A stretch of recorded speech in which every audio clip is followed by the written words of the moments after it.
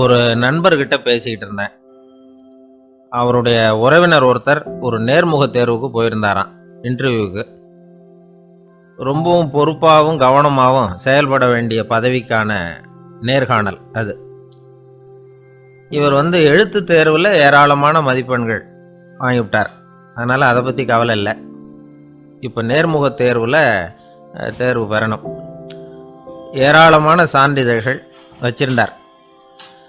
நேர்காணலில் கேட்கப்பட்ட எல்லா கேள்விகளுக்கும் சரியான பதிலை தான் சொன்னார். இருந்தாலும் பாருங்க, அந்த நேர்முக தேர்வில் அவர் தேர்ந்தெடுக்கப்படலை. என்ன காரணம் அப்படின்னு பின்னாடி விசாரிச்சப்போ தான் விவரம் தெரிஞ்சுதான். அது என்ன ஆயிருக்குதுன்னா, அந்த நேர்காணலின் போது இவர் நடந்துகிட்ட முறையில் சில தவறுகள் நடந்து போச்சான். முக்கியமாக 2 தவறுகள். ஒன்று, அவங்க ஒரு கேள்வியை கேட்டு முடிக்கிறதுக்குள்ளேயே இவர் பதில் சொல்ல ஆரம்பிச்சுட்டாராம். ரெண்டாவது என்னன்னா, இவர் நாற்காலியில் தாராளமாக இயல்பாக சாஞ்சி உட்காராம நாற்காலி முனையில் உட்காந்துருந்தாராம். இந்த 2 விதமான செயல்பாடுகளும் இவர் அவசரப்படுறவர், பதற்றப்படுறவர் அப்படிங்கிறதுக்கான அடையாளங்கள். அதாவது கேள்வியை கேட்டு முடிக்கிறதுக்குள்ளேயே முந்திக்கிட்டு பதில் சொல்கிறது. ரெண்டாவது, நாற்காலியில் இயல்பாக தாராளமாக உட்காராம நாற்காலி முனையில் உட்கார்றது. பார்க்க போகிற வேலைக்கு அவசரம், பதற்றம் இது 2 இருக்கக்கூடாதான். அதனால் மார்க் இருந்தும் சர்டிஃபிகேட் இருந்தும் அந்த வேலை வாய்ப்பு அவருக்கு கிடைக்கல. வேலை கொடுக்குறவங்க நம்மக்கிட்ட இருந்து என்ன தான் எதிர்பார்க்குறாங்க, இதை தெரிஞ்சு வச்சுக்கிறது நல்லது. முதல்ல, மற்றவர்களுடன் தொடர்பு கொள்ளும் திறமை, அதாவது எபிலிட்டி டு கம்யூனிகேட். நீங்கள் நினைக்கிறத அழகாக தொகுத்து வகைப்படுத்தி சொல்ல தெரியுதான்னு பார்ப்பாங்க. உங்கள் திட்டங்களை அடுத்தவங்க ஏற்றுக்கொள்ளக்கூடிய விதத்தில் வெளிப்படுத்துறதுக்கு உங்களால் முடியுதான்னு பார்ப்பாங்க. இதுக்கு என்ன செய்யறது? குழப்பம் இல்லாமல் சிந்திக்கணும், குழப்பம் இல்லாமல் பேசணும். ரெண்டாவது விஷயம் என்னென்னா புத்திசாலித்தனம், அதாவது இன்டெலிஜென்ஸ். ஏற்றுக்க போகிற வேலையை நல்ல விதமாக செய்ய முடியுமா உங்களால்? அதை எந்தெந்த வழியில் செய்யலாம் அப்படிங்கிறத உங்களால் தீர்மானிக்க முடியுமா? அந்த வேலைக்கான புது புது யோசனைகளை உங்களால் சொல்ல முடியுமா அப்படின்னு பார்ப்பாங்க. இது இன்டெலிஜென்ஸ். மூணாவது தன்னம்பிக்கை, அதாவது செல்ஃப் கான்ஃபிடன்ஸ். உங்களுக்கு அது உண்டா அப்படிங்கிறத கவனிப்பாங்க. எந்த சூழ்நிலையையும் சமாளிக்கணும், எப்படிப்பட்ட மனிதர்களையும் சமாளிக்கிற தைரியம் வேணும், அடுத்தவங்களை நமக்கு சாதகமாக திருப்பக்கூடிய தன்னம்பிக்கை வேணும். நாலாவது, பொறுப்புகளை முன்வந்து ஏற்றுக்கொள்ளுதல், வில்லிங்னஸ் டு அக்செப்ட் ரெஸ்பான்சிபிலிட்டி. பொறுப்புகள்லேருந்து நழுவி போக ஆசைப்படாமல் செஞ்சு முடிக்கணும். அஞ்சாவது முன் வருதல், இனிஷியேட்டிவ். வேலையோட முக்கியத்துவம் உணர்ந்து அதை ஏற்றுக்கிட்டு தகுந்த நடவடிக்கைகளை தயங்காமல் எடுக்கிறதுக்கு முன் வரணும். ஆறாவது என்னன்னு கேட்டிங்கன்னா தலைமைத்துவம், லீடர்ஷிப். 4 பேருக்கு தலைமை தாங்கி நல்ல விதத்தில் நடந்துக்க தெரியுதா? ஏழாவது கற்பனை திறன், இமேஜினேஷன். சில பிரச்சனைகள் வரக்கூடும் அப்படின்னு முன்கூட்டியே யூகிச்சு அதுக்கு தகுந்த மாதிரி நடவடிக்கை எடுக்கிற திறமை உண்டா அப்படிங்கிறத பார்ப்பாங்க. எட்டாவது என்னன்னா வளைந்து கொடுத்தல், ஃப்ளெக்சிபிலிட்டி. சூழ்நிலைக்கு தகுந்த மாதிரி, மாற்றங்களுக்கு தகுந்த மாதிரி அனுசரித்து நடந்துக்கிறதுக்கு தெரியுதா அவங்களுக்கு அப்படிங்கிறத கவனிப்பாங்க. அடுத்தது திறமைகளை வெளிக்கொணரும் திறமை, இன்டர்பர்சனல் ஸ்கில்ஸ். அடுத்தவங்க கிட்ட இருக்கிற திறமையை கண்டுபிடிச்சி அதை நல்ல விதத்தில் ஊக்கப்படுத்தி பயன்படுத்த தெரியுதா அப்படின்னு பார்ப்பாங்க. ஆறாவது சுய அறிவு, செல்ஃப் நாலெட்ஜ். அடுத்தவங்க நம்மளை பற்றி என்ன நினைக்கிறாங்க அப்படிங்கிறத நம்மளால் புரிஞ்சிக்க முடியுதாங்கிறது முக்கியம். அடுத்தது போட்டி மனப்பான்மை, காம்படிட்டிவ்னஸ். அடுத்தவங்களை ஒப்பிட்டு பார்த்து அதை விட ஒரு படி மேலே வரணுங்கிற குணம் வேணும். இதுக்கு அடுத்தது என்னன்னா குறிக்கோளை வெல்லுதல், கோல் அச்சீவ்மெண்ட். குறிக்கோளை சவாலாக எடுத்துக்கிட்டு அதை அடையணும். அப்புறம் வேறுபட்ட திறமைகள், ஒகேஷனல் ஸ்கில்ஸ். பதவிக்கு வேண்டிய திறமைகள் தவிர மற்ற திறமைகள் எதுவும் உண்டாங்கிறது முக்கியம். நமக்கு வேலை கொடுக்கணும்னு நினைக்கிறவங்க நம்மக்கிட்ட இருந்து இவ்வளவும் எதிர்பார்ப்பாங்க. அதுக்கு தகுந்த மாதிரி நம்மளை நாமே தயார்படுத்திக்கணும். எனக்கு வேண்டப்பட்ட ஒருத்தர் ஒரு இன்டர்வியூவுக்கு போயிட்டு வந்தார், நேர்காணலுக்கு. எப்படி இருந்தது இன்டர்வியூன்னு விசாரித்தேன். நான் போனேன். அவர் கேட்ட எல்லா கேள்விக்கும் அவர் எதிர்பார்த்தது மாதிரியே எல்லா பதிலையும் சொன்னேன். கடைசியாக நான் எதிர்பார்க்காத ஒரு தகவலை அவர் சொன்னார் அப்படின்னார். என்னன்னு கேட்டேன். அவரும் என்ன மாதிரியே இன்டர்வியூக்கு வந்தவர் தானா, சும்மா என்ன கேள்வி கேட்டுக்கிட்டு உட்காந்துருந்தாராம் அப்படின்னார். அதனால் ஒரு நேர்காணலுக்கு போகிறதுக்கு முன்னாடி என்ன எதிர்பார்க்குறாங்க அப்படிங்கிறத தெரிஞ்சுக்கிட்டு போனால் வெற்றி நிச்சயம். வாழ்க்கையில் ரொம்பவும் அடிபட்டு அல்லல் பட்டுக்கிட்டு இருக்கிற ஒருத்தர் வந்தார். மனசு ரொம்பவும் நொந்து போய் பேசினார். இந்த உலகத்தில் மனுஷனாக பிறந்ததை விட மாடாக பிறந்திருக்கலாம் சார் அப்படின்னார். திடீர்னு வந்து என்கிட்ட இப்படி சொன்னால் அதுக்கு நான் என்னங்க பண்ண முடியும் அப்படின்னேன். உங்ககிட்ட வரணும்னு தோணுச்சு, அதனால் வந்தேன் அப்படின்னார். சரிங்க, இப்படி ஒரு யோசனை வந்ததுக்கு என்ன காரணம் அப்படின்னு சொல்லி அவர்கிட்ட கேட்டேன். அதுக்கு அவர் சொன்னார், என் பையனுக்கு வேலை தேடுறேன் கிடைக்கல, பொண்ணுக்கு மாப்பிள்ளை தேடுறேன் கிடைக்கல, வீடு கட்டுறதுக்கு கடன் கேட்குறேன் கிடைக்கல, மாடாக பிறந்திருந்தா இது மாதிரி கவலையெல்லாம் கிடையாதுல்ல, பேசாமல் வைக்கோலை தின்னுக்கிட்டு அசை போட்டுக்கிட்டே கடந்து விடலாமே அப்படின்னார் அலட்சியமாக. அதுக்கப்புறம் தான் அவர் சொன்ன கருத்தை நானும் கொஞ்சம் அசை போட ஆரம்பித்தேன் மனசுக்குள்ள. இப்போது இயற்கையை பொறுத்த வரைக்கும் அது நாம் எல்லாரும் மகிழ்ச்சியாக வாழணும் அப்படின்னு தான் விரும்புது.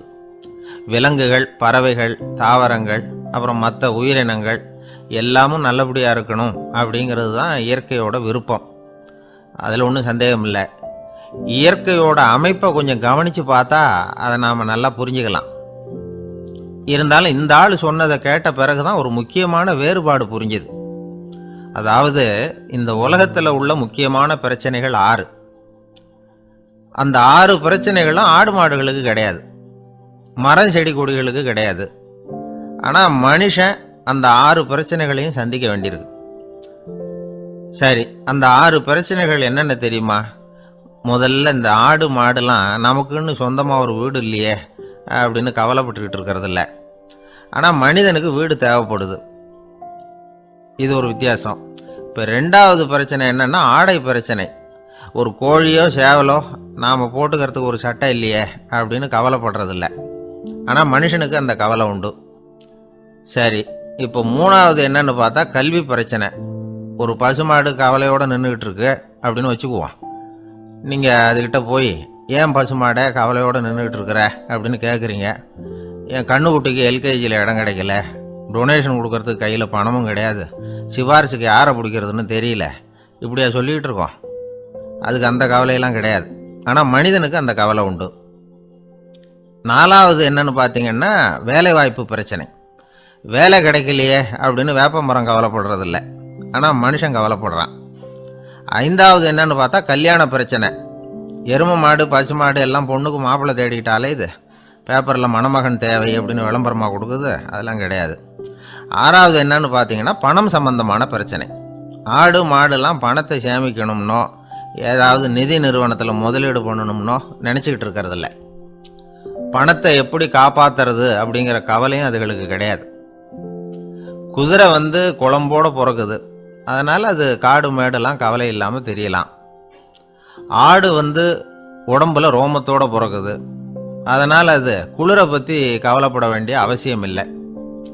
ஆனால் மனுஷனை பார்த்தீங்கன்னா அவன் தான் ஒன்றும் இல்லாமல் பிறக்கிறான். ஏன் இந்த பாகுபாடு அப்படின்னு கேட்டால் இதை பற்றி கொஞ்சம் சிந்திச்சு பார்க்கணும்.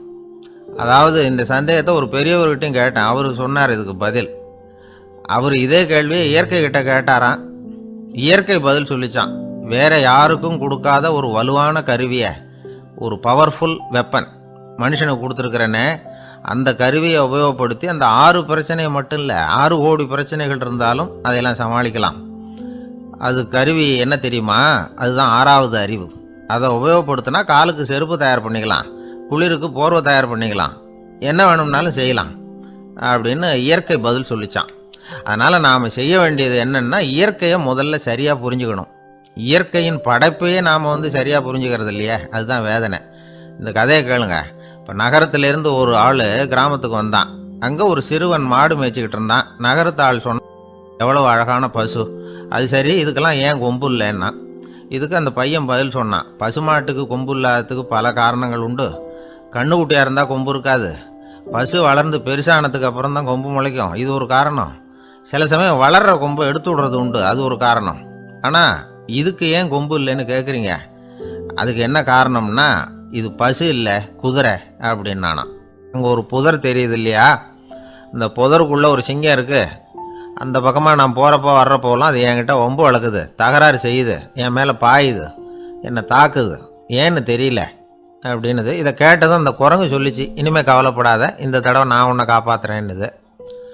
அதுக்கப்புறம் ஒரு நாள் அந்த குரங்கும் கழுதியும் அந்த புதர் பக்கமாக போய்கிட்டு இருந்தாங்க. எதிர்பார்த்தது மாதிரியே நடந்தது. இந்த சிங்கம் எதிரில் வந்தது, கழுதியை பார்த்தது, உடனே அது மேலே பாய ஆரம்பிச்சுட்டுது. அவ்வளவுதான். உடனே இந்த குரங்கு என்ன பண்ணிச்சு தெரியுமா? கிடுகிடுன்னு ஒரு மரத்து மேலே ஏறி உட்காந்துக்கிட்டுது. அங்கே உட்காந்துக்கிட்டு கீழே அந்த கழுதியும் சிங்கமும் போடுற சண்டையை வேடிக்கை பார்க்க ஆரம்பிச்சுட்டுது. கொஞ்ச நேரம் கழித்து அடிபட்ட காயத்தோடு அந்த கழுதை மெதுவாக நடந்து வந்தது. குரங்கும் மெல்ல மரத்தை விட்டு கீழே இறங்குச்சு. இப்போ கழுதை கேட்டுது, என்னை காப்பாத்துறேன்னு சொல்லிவிட்டு காலை வாரி விட்டுட்டியே, நீ பாட்டுக்கு மரத்து மேலே ஏறி உட்காந்துக்கிட்டே, இது நியாயமானது. குரங்கு பரிதாபமாக அதை பார்த்துது. நான் மரத்து மேலே இருந்து நீங்கள் 2 பேரும் சண்டை போட்டதை பார்த்துக்கிட்டு தான் இருந்தேன். உன்னோட சத்தம் தான் அதிகமாக இருந்தது, அது நீ சிரிக்கிற மாதிரி எனக்கு கேட்டுது. அதனால் நீ தான் ஜெயிச்சுக்கிட்டு இருக்க போல இருக்கு அப்படின்னு நினச்சிவிட்டேன்னு. இன்றைக்கி பல பேர் இப்படி தான் இருக்கிறாங்களாம். யார் ஜெயிக்கிறாங்க யார் தோக்குறாங்கங்கிறத முகத்தை பார்த்து கூட கண்டுபிடிக்க முடியறதில்ல. பேசுகிற பேச்சை வச்சு கூட கண்டுபிடிக்க முடியறதில்ல. தோற்கிறவங்க கூட சிரிக்கிற மாதிரி முகத்தை வச்சுக்கிறான். இன்றைய மனிதர்கள்கிட்ட ஏகப்பட்ட முரண்பாடுகள். பொய் முகங்களோட உலவுகிறவர்கள் தான் அதிகம். உண்மை முகம் எங்கே இருக்குது அப்படிங்கிறத புரிஞ்சுக்கிட்டு நண்பர்களை தேர்ந்தெடுக்கணும் அப்படிங்கிறது ஒரு முக்கியமான கருத்து.